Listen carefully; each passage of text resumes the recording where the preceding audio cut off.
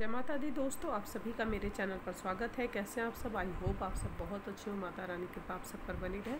सो दोस्तों, आज का जो वीडियो है छठ माता के लिए, तो जय छठी मैया की। और छठ का वीडियो बहुत ही विलम्ब हो गया है, तो मैंने कहा आप लोगों के साथ शेयर कर दूँ। छठ की पूजा बिहार में इसका बहुत प्रचलन है। छठ पूजा का बिहार में बहुत बड़ा महत्व है छठी मैया की।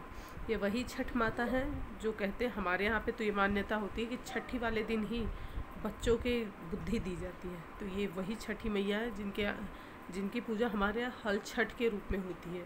हमारे यहाँ भादों में हल छठ की जो पूजा होती है यही छठी माता है। तो इन्हीं छठ मैया की पूजा होती है और बहुत ही विधि विधान के साथ किया जाता है। और कहते हैं सुख समृद्धि अपने परिवार के लिए और अपने घर के लिए और अपनी संतान को दीर्घायु के लिए माताएं ये व्रत करती हैं। पुरुष भी ये व्रत को करते हैं। तो ऐसी कोई मान्यता नहीं कि इसे सिर्फ स्त्रियाँ करें, इसे पुरुष भी कर सकते हैं। हमारे यहाँ पर ये व्रत नहीं होता और कुछ लोग अब करने लगे हैं छठ का व्रत। अब बहुत सारे लोग करते हैं, बट मेरे घर में कभी नहीं हुआ, न मायके में हुआ, न ससुराल में हुआ है। सो इसलिए ज़्यादा मुझे स्टार्टिंग में इसके बारे में पता नहीं था, तो इसलिए मैंने इसके बारे में कभी वीडियो बनाया नहीं। बट मैं अब हर पूजा पाठ के बारे में जब बहुत उसको विधिवत पढ़ती हूँ, उसके बारे में जानती हूँ। तो छठी मैया की एक कहानी देवी भागवत में है।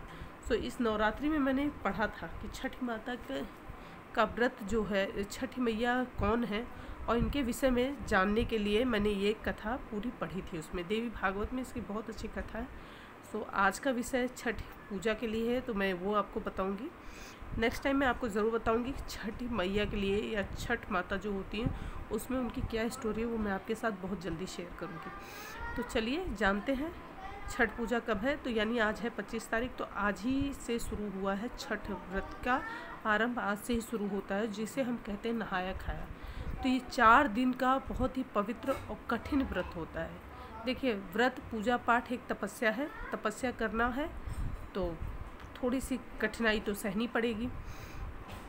तो इसे महापर्व कहा जाता है। यह 36 घंटे का निराजल व्रत होता है, बिना अन्न का, बिना जल का। सो चलिए, ये अनुष्ठान के बारे में हम जानते हैं। महान अनुष्ठान को कैसे करना है, क्या विधि है, तो चलिए हम जानते हैं।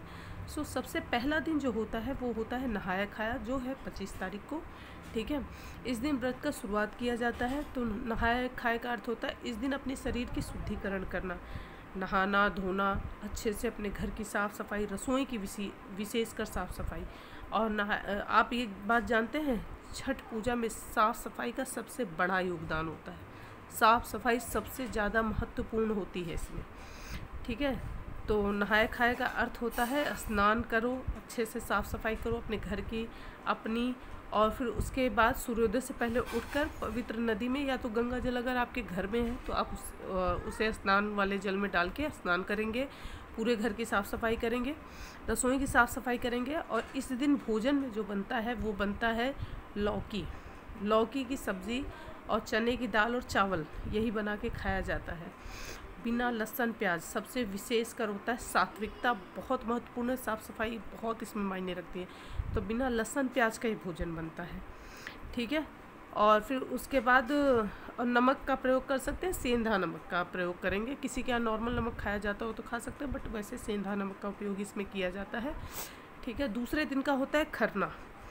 खरना के दिन क्या होता है कि इसमें निराजल उपवास रखा जाएगा। ठीक है, पूरे दिन अन्न और जल दोनों का त्याग करके उपवास किया जाता है। और शाम के समय मिट्टी के चूल्हे पर इसमें भोजन बनेगा। खीर, जो गुड़ की खीर होती है, गुड़ की खीर बनेगी। आम की लकड़ी का उपयोग किया जाता है इसमें, आग जलाकर, और खीर बनाई जाती है गुड़ की, और इसमें रोटी बनाई जाती है। तो वही खाकर अपना व्रत पूरा करते हैं। मतलब व्रत पूरा क्या, पूरे दिन निराजल आपको रहना, और शाम के समय आपको खीर और ये रोटी खानी होती है, गुड़ की जो खीर बनी होती है। ठीक है, फिर उसके वो प्रसाद तैयार किया जाता है। ठीक है, और उसे शुद्धता से तैयार किया जाता है, उसे माँ भगवान को चढ़ाकर तब वो भोजन ग्रहण किया जाता है।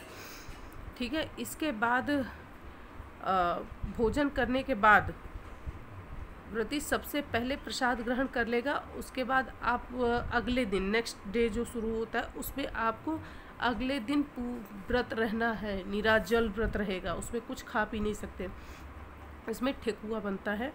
ठेकुआ बिहार में या यूपी में बहुत प्रसिद्ध होता है, और शायद ही कोई है जो ठेकुआ नहीं जानता कि कैसे ठेकुआ क्या होता है। शायद ही कोई ऐसा होगा भारतीय सनातनी जिसे ये नहीं पता है कि ठेकुआ कैसे बनता है या ठेकुआ होता क्या है। ठीक है, और फिर उसके बाद ठेकुआ बनाया जाता है। इसमें फल फ्रूट मिठाई सब चीज़ें लाकर अच्छे से दौरी तैयार की जाती है। दौरी जो बांस की हमारे यहाँ तो दौरी बोलते हैं, उसे बांस की टोकरी जो होती है वो अच्छे से तैयार किया जाता है। पीले कपड़े में उसे बांधा जाता है, उसमें सारी सामग्रियाँ रखी जाती है, मिठाई ठेकुआ रखा जाता है और फल फ्रूट रखा जाता है, गन्ना रखा जाता है। ठीक है, मैं पूजा विधि आपको बता रही हूँ। पूजा अपने अपने यहाँ जैसे होता हो आप उस तरीके से पूजा कर सकते हैं। घर में आप चाहें तो जाके घाट पर, या तो घर में भी वेदी बनाई जाती है, उसमें गन्ना लगाया जाता है और वहाँ पे विधिवत पूरे पूजा पाठ की जाती है। विधिवत पूजा पाठ करके वहाँ पर फिर उसके बाद हम घाट पर जाते हैं। घाट पर जाने के बाद तब वहाँ पर फल फ्रूट दौरी लेके जाते हैं, वहाँ पे प्रॉपर सूप में रख के अर्घ देने। सूर्य देव जब अस्त होने वाले रहों, पहला ऐसा कोई होता है कि उगते हुए सूर्य को जल दिया जाता है, लेकिन छठ पर अस्त होते सूर्य को जल दिया जाता है। तो उसमें जल में जब सूर्य को 1 घंटा रह जाता है अस्त होने में, तो वहाँ पर खड़े हो जाते हैं और तब तक जल में खड़े रहते हैं। सूर्य देव को, छठी मैया को अर्घ दिया जाता है, पूजा की जाती है विधिवत और फल फ्रूट लेकर, क्योंकि जब तक सूर्य अस्त न हो जाए तब तक पूजा की जाती है। वहाँ पर सभी लोग अर्घ देते हैं जो व्रती रहते हैं। व्रती को किसी का उस 4 दिन के दौरान किसी का पैर नहीं छुएंगे और किसी सेवा नहीं कराएंगे ऐसे में, लेकिन आप सेवा करना चाहें तो कर सकते हैं, उनकी जो मदद करना चाहें कर सकते हैं। ठीक है, और फिर उसके बाद ये 27 तारीख को होगा। फिर घर आएंगे, घर आने के बाद अपना फिर अगले दिन सुबह की तैयारी होती है। अगले दिन फिर उसी प्रकार से जैसे शाम के समय आप सब कुछ लेकर, सारा सामान लेकर गए थे, धूप दीप फल फ्रूट ठेकुआ की मिठाई वगैरह जैसे सब कुछ लेके गए थे, फिर वैसे ही सब कुछ दौरी बांध कर फिर आप अगले दिन सुबह सुबह लेकर जाएंगे। एकदम भोर में सूर्य उदय होने से पूर्व आप जल में खड़ी रहेंगी, वैसे ही जैसे सूर्य अस्त होते समय आप खड़ी थी वैसे ही आप फिर दोबारा खड़े रहेंगे। सूर्योदय होने के बाद वहाँ जल चढ़ाएंगे, छठी मैया की पूजा करेंगे, उन्हें प्रणाम करते हुए फिर उसके बाद वही प्रसाद लिया जाता है और यहाँ पर तब जाके व्रत पूरा होता है। तो ये 36 घंटे का निराजल उपवास होता है, कंटिन्यू व्रत रखा जाता है। और फिर उसके बाद पूजा की जाती है, पूजा करके अर्घ दे के फिर जल में से निकल के प्रसाद लिया जाता है, प्रसाद लेकर पानी पिया जाता है, तब ये व्रत वहाँ पूरा होता है। फिर उसके बाद अपने बड़ों का आशीर्वाद लीजिए और छठ का प्रसाद अपने आसपास पड़ोस में सब जगह बांट दीजिए। छठ मैया से ये प्रार्थना करिए, हे छठ माता, मेरे आपके घर में कैसी भी समस्या हो, कैसी भी कोई भी दुविधा हो, कोई भी प्रॉब्लम हो, आप छठी मैया को मानकर अगर कोई व्रत करते हैं, कोई व्रत का संकल्प करते हैं तो अवश्य छठी माता उसे पूरा करती हैं।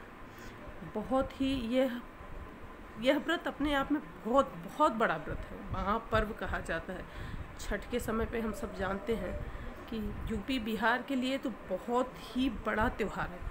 उनके लिए वो दिवाली एक बार को मिस कर सकते हैं, लेकिन वो छठ की पूजा नहीं मिस करेंगे, सब अपने घर जाते हैं। इस समय तो इतनी भीड़ लगी होती है कि आप घर अपने जाना चाहे तो आप जा नहीं सकते, इतनी भीड़ है। तो छठ आप ये समझ सकते हैं कितना महत्वपूर्ण है छठ। और छठ की पूजा देखिए अपने अपने यहाँ का विधान है, जैसा आपके गांव देश में होता हो। मैं तो पूजा विधि वो बता सकती हूँ जो अमूमन एक शास्त्र अनुसार संवत है। पूजा पाठ के लिए गणेश जी की पूजा करते हुए फिर छठी माता सूर्य देव की पूजा की जाती है। सूर्य देव एक कहते हैं ना 5 देव की पूजा बहुत आवश्यक होती है, जैसे किनकी गणेश जी की, माँ दुर्गा की, भोलेनाथ की, नारायण की और सूर्य देव की, तो ये प्रत्यक्ष देव हैं। और छठी माता की भी पूजा की जाती है। छठी माता संतान के लिए होती है। कहते हैं बचपन में संतान की जो देखभाल है, क्या माँ तो रहती है पास में, लेकिन छठी माता ही छोटे बच्चों की देखभाल ज़्यादा करती है। उन्हीं के आशीर्वाद से आपको संतान सुख की प्राप्ति हो सकती है, आपके संतान की रक्षा होती है। अपने संतान के लिए अगर आपके बच्चे नहीं हैं, आपकी कोई औलाद नहीं है, आप छठ माता का व्रत रखिए, संकल्प करिए। सचमुच बहुत ताकत है उनमें, बहुत ताकत है। तो छठ माता का व्रत जो रहता है ना, आप उनसे पूछिए, उनसे मिलिए, वो बताएंगे आपको। आप जब वहाँ पे छठ घाट पे पूजा हो रही होती है ना, घाट पर आप जाएंगे ना, आपको एक अलग एनर्जी महसूस होती है। आप कभी भी ट्राई करके देखिए, जहाँ पर पूजा हो रही हो ना, आप वहाँ पर जाइए, देखिए आपके अंदर का ऑटोमेटिक आपके अंदर उत्साह कैसे बढ़ जाएगा, कैसे चीज़ों को आप कर लेंगे। आप एक बार ज़रूर ट्राई करिएगा। और आसपास अगर नदी नहीं है, तालाब नहीं है, तो आजकल मैंने देखा है लोग बड़े वाले पुल में पानी भर लेते हैं और उसमें खड़े होकर अर्घ देते हैं। सो आप ये भी कर सकते हैं, कोई दिक्कत नहीं है। शहर में नहीं उतनी व्यवस्था हो पा रही, तो आप इस तरीके से कर सकते हैं। तो मैं फिर से एक बार सभी को छठ माँ छठी मैया के इस छठ महापर्व का ढेर सारी शुभकामनाएं दूंगी। माता रानी का आशीर्वाद हम सब पर बना रहे। सूर्य को अर्घ देना बहुत ही उत्तम माना जाता है। आप जानते हैं कि सूर्य को कहते हैं 12 महीने अर्घ दीजिए। तो मैं तो ये कहूँगी, इस 4 दिन के महापर्व पे आप व्रत नहीं भी रह रहे तो भी इस 4 दिन के महापर्व पे सूर्य को अर्घ जरूर दीजिएगा। सो दोस्तों, आशा करती हूँ कि ये वीडियो आपको ज़रूर पसंद आएगा। वीडियो पसंद आए लाइक करिए, शेयर करिए, चैनल पे नए हैं सब्सक्राइब ज़रूर करिएगा, बेल आइकन प्रेस करिएगा, दोस्तों के साथ शेयर करना बिल्कुल भी मत भूलिएगा। मैं मिलूँगी आपसे नेक्स्ट वीडियो में, तब तक के लिए जय माता दी।